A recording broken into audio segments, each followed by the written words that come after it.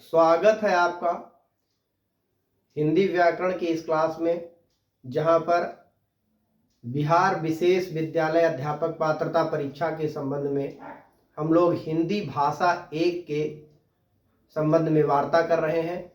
जहां पर हिंदी व्याकरण के अंतर्गत और भाषाई समझ को लेकर के हम एक श्रृंखला चला रहे हैं, जिसमें सबसे पहली श्रृंखला हमने जो अभी शुरू की है वो है व्याकरण का वर्ण विचार। तो वर्ण विचार का 2 भाग हो चुका है, तीसरा भाग यहाँ पर आज हम शुरू कर रहे हैं उच्चारण स्थान। यहाँ ध्यान देंगे, भाषाई ध्वनियों का उच्चारण मुंह से होता है, किंतु ध्वनियों के उच्चारण स्थान मुंह के अंदर भी अलग अलग है। एक बार पुनः देखेंगे, भाषाई ध्वनियों का उच्चारण मुंह से होता है, किंतु ध्वनियों के उच्चारण स्थान मुंह के अंदर भी अलग अलग है। मुंह के जिस भाग से जो वर्ण बोला जाता है वही उस वर्ण का उच्चारण स्थान कहलाता है। ये बहुत ही अच्छा टॉपिक है। यहाँ पर थोड़ा सा अगर आपने ध्यान दे दिया तो फिर आपको कभी भी उच्चारण स्थान में किसी प्रकार की कोई दिक्कत नहीं आएगी। देखिए, यहाँ पर हमने तैयार किया है वर्णों के उच्चारण स्थान। क्रम संख्या 1 से 9 तक हमने यहाँ पर बनाया हुआ है। वर्ण है अ, आ, का, खा, गा, घा, ङ, हा और विसर्ग, जिनका उच्चारण स्थान कंठ बताया गया है और इन्हें हम वर्ग कहेंगे कंठ वर्ण। यहाँ पर अगला है 2, ई, च, छ, ज, झ, य, या और शा, तालु, उच्चारण स्थान इनका हो गया तालु और इस वर्ग का नाम है तालव्य। 3 नंबर पर है री, टा, ठा, डा, ढ, ड़, रा और शा, उच्चारण स्थान है मूर्धा, वर्ग है मूर्धन्य। 4 नंबर पर है ला, शा, ता, था, दा, ध और ना, दंत, वर्ग है इसका दंत्य। 5 नंबर पर है उ, पा, फा, बा, भा और म, ओष्ठ, उच्चारण स्थान जो वर्ग है वो है ओष्ठ। वर्ग यहाँ पर एक अगला वर्ण है व एकमात्र ऐसा वर्ण है जो दांत और ओष्ठ की सहायता से बोला जाता है। वकारस्य दंतोष्ठम, तो व और व का उच्चारण स्थान दांत और ओठ, तो इसे बोलेंगे दंतोष्ठ। 7 नंबर पर है ए और ऐ का उच्चारण स्थान कंठ और तालु है। यहाँ पर इसे वर्ग जो दिया गया है वो कंठ तालव्य है। अगला है 8 नंबर पर ओ और औ का उच्चारण स्थान है कंठ और ओष्ठ, इसे इसका जो वर्ग है वह है कंठ ओष्ठ। 9 नंबर पर है अंग, आ, ङ, य, ण, न और म, इनका उच्चारण स्थान नासिका से है और इसका जो वर्ग है वो है नासिक। हम यहाँ पर आपको थोड़ा सा समझाना चाहते हैं कि उच्चारण स्थान जो ये देखने में आपको लग रहा है बहुत भारी भरकम, लेकिन ये भारी भरकम बिल्कुल नहीं है। इसे बहुत सरल तरीके से समझने का प्रयास करते हैं। यहाँ देखिए, जैसे हमारा जो बोलने के जो अवयव है, वाणी के जो अवयव हैं, जिन्हें हम स्पीच ऑर्गन कहते हैं, वो कुछ इस प्रकार से है। ध्यान दीजिएगा, देखिए जैसे कि हमारा मुंह की जो आकृति है वो इस प्रकार से है। हमारे अंदर की पोर्शन जो है, ये जो यहाँ पर है कंठ है और ये यहाँ पर जो है ओष्ठ है। अब ध्यान देंगे, यहाँ पर जो कंठ है, कोई भी जो वाणी है वो कंठ से, मतलब ये है कि अंदर से बाहर को आ रही है। तो ध्यान दीजिएगा, सबसे पहले हमने यहाँ पर कंठ देखा, ये क्या है, कंठ है। और कंठ के बाद में देखिए जब आगे बढ़ेंगे तो आएगा तालु, कंठ के बाद तालु, और तालु के बाद में आएगा, तालु के बाद आएगा मूर्धा, तालु के बाद आएगा मूर्धा। जो भाग कठोर है, जिसमें दांत ये चिपके हुए हैं, जिसमें ये दांत चिपके होते हैं, वो मूर्धा कहलाती है। तो ये मूर्धा है और मूर्धा के बाद ये है दांत, मूर्धा के बाद है ये दांत और दांत के बाद ये है ओष्ठ, दांत के बाद ये है ओष्ठ, ये है ओष्ठ। अब यहाँ पर आप समझने का प्रयास करिए, बिल्कुल व्याकरण जो हमारी है वो वैज्ञानिक तरीके से है। इसमें कहीं पर आपको कोई रटने की आवश्यकता ही नहीं है। अगर आपने एक बार ध्यान से आपने समझ लिया तो आप ये मान लीजिए कि आपको जीवन में कभी भी व्याकरण में उच्चारण स्थान नहीं भूलेगा। देखिए यहां दिया है कंठ, और जो सबसे पहला वर्ग हमारा है नंबर 1 पर है अ आ क ख ग घ ङ ह और विसर्ग। इसका सूत्र है अकुह विसर्जनीय नाम कंठ। देखिए ये कंठ है।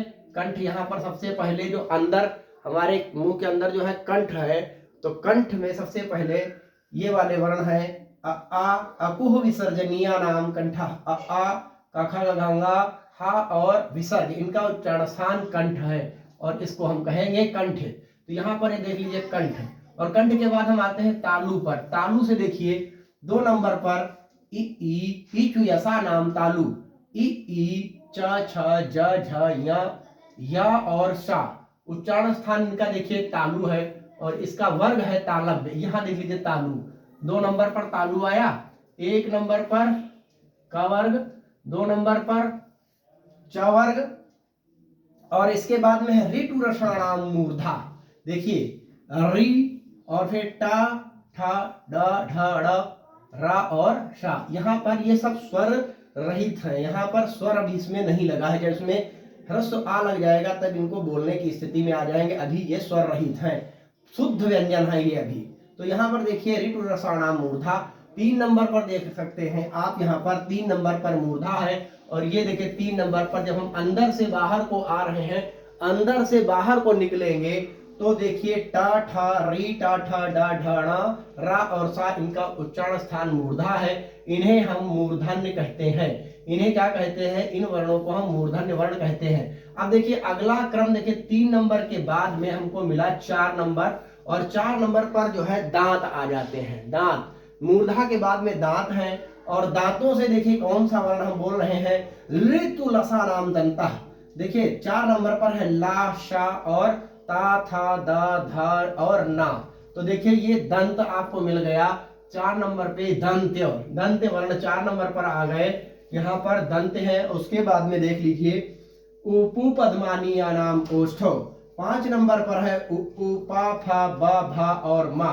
यहाँ पर देख सकते हैं आप, इसका उच्चारण स्थान ओष्ठ है पा।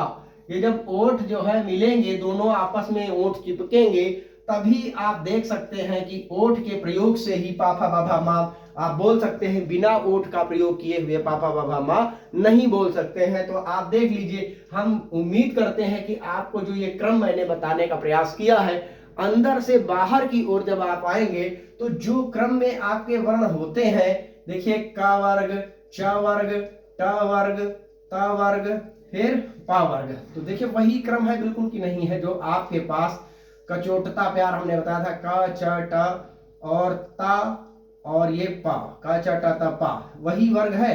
अब यहाँ पर आप देख सकते हैं पहले आ, फिर ई, फिर और री। यहाँ पर थोड़ा सा क्रम बदलता है, और री के बाद में ला, और ला के बाद में यहाँ पर शा, ला और शा।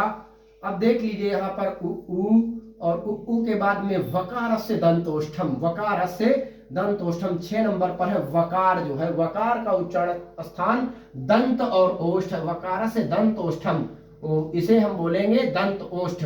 तो वा का उच्चारण स्थान दांत और ओठ दोनों से है, वकार से दंतोष्ठम। उसके बाद में है ए दौतोह, ए दौतोह कंठ तालु, ए दौतोह का एत ओत, मतलब संस्कृत में इसे एत कहते हैं, इसे ऐत कहते हैं। ए दौतोह, ए दौतोह, ए दौतोह कंठ तालु, तो इसे कंठ तालव्य कहेंगे।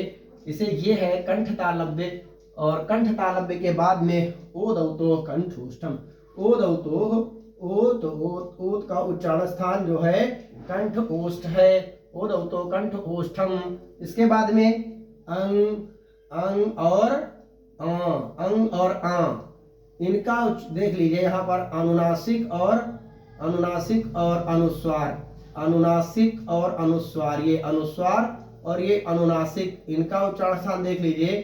अनुस्वार और अनुनासिक, और ये ङ, य, ण, न, म, ये जो पंचमा अक्षर हैं, ये पंचमा अक्षर, ये पांचों जो आपके पंचमा अक्षर हैं, ये अनुस्वार के रूप में प्रयोग होते हैं। पंचमाक्षर तो यहाँ पर दिया हुआ है अ यहाँ पर मुख और नासिका से इसका उच्चारण हो रहा है। चंद्र बिंदु वाला जो आपको दिखाई दे रहा है अंग, अंग जो है अनुस्वार है। इसके बाद ये पंचमाक्षर है अंग, य, ण, न और मा, इनका उच्चारण स्थान नासिका से है, तो ये नासिक के वर्ण हो गए। अब आप देख सकते हैं कि आपने पूरी हिंदी वर्णमाला के जो भी वर्ण है वो देख लिए। अब हम थोड़ा सा यहाँ और बताना चाहते हैं कि जिह्वा के प्रयोग के आधार पर, जिह्वा के प्रयोग के आधार पर, जिह्वा के प्रयोग के आधार पर, जिह्वा के प्रयोग के आधार पर, जिह्वा के प्रयोग के आधार पर स्वरों का वर्गीकरण, स्वरों का वर्गीकरण एक बार देख लेते हैं सरसरी नजर, ताकि कोई भी पोर्शन हमारे बाहर न जाने पाए जो हम लोग चर्चा कर रहे हैं। स्वरों का वर्गीकरण देखिए, यहाँ पर हमने फिर वही जो हमने अभी अपना उच्चारण का जो अवयव जहां से है वो हमने, इसे आप अपनी जो है अपनी जुबान समझ सकते हैं कि ये जुबान बनी हुई है, इसको समझने का प्रयास करेंगे। तो ये जुबान का ये है आपका अग्रभाग और ये है पश्च भाग। ये है अग्रभाग, जुबान का अग्रभाग है, और अग्रभाग जो है इससे हम बोलते हैं अग्र स्वर, और ये है पश्च भाग, तो इससे बोलेंगे पश्च स्वर, पश्च स्वर। अब यहाँ देख लीजिए पश्च स्वर, और ये बीच में जो है ये है मध्य भाग, तो इसे यहाँ से बोलेंगे मध्य स्वर। अब देख लीजिए कौन सा वर्ण कहाँ से बोला जाता है। तो सबसे पहले ह्रस्व आ जो है वो मध्य स्वर है, ह्रस्व आ मध्य स्वर है। उसके बाद में अग्रभाग में आएंगे ई और ए ऐ, ई ए ऐ का उच्चारण स्थान अग्रभाग से होता है, और पश्च भाग से देख लीजिए आ उ आ उ और ये ओ औ, इनका उच्चारण स्थान पश्च भाग से होता है जबान के, तो ये पश्च स्वर हो गए, और ये आगे अग्र स्वर हो गए। तो अग्र स्वर में याद रखेंगे ई का उच्चारण स्थान अग्रभाग से हो रहा है जबान के, तो इसे अग्र स्वर कहेंगे। ए ऐ भी अग्र स्वर है, और मध्य स्वर पूछा जाए, बहुत बहुत इंपॉर्टेंट, ह्रस्व आ का उच्चारण स्थान अगर पूछा जाए या ह्रस्व आ कैसा है, तो ये मध्य स्वर है। बिना संकोच के आपको इसे बोलना है मध्य स्वर, और आ उ ओ औ पश्च स्वर कहे जाते हैं। तो आज हम उम्मीद करते हैं कि जो हमने उच्चारण स्थान का जो भाग आपके सामने प्रयास किया है समझाने का, उसमें आप संतुष्ट हुए होंगे। आज के लिए इतना ही, बहुत बहुत धन्यवाद।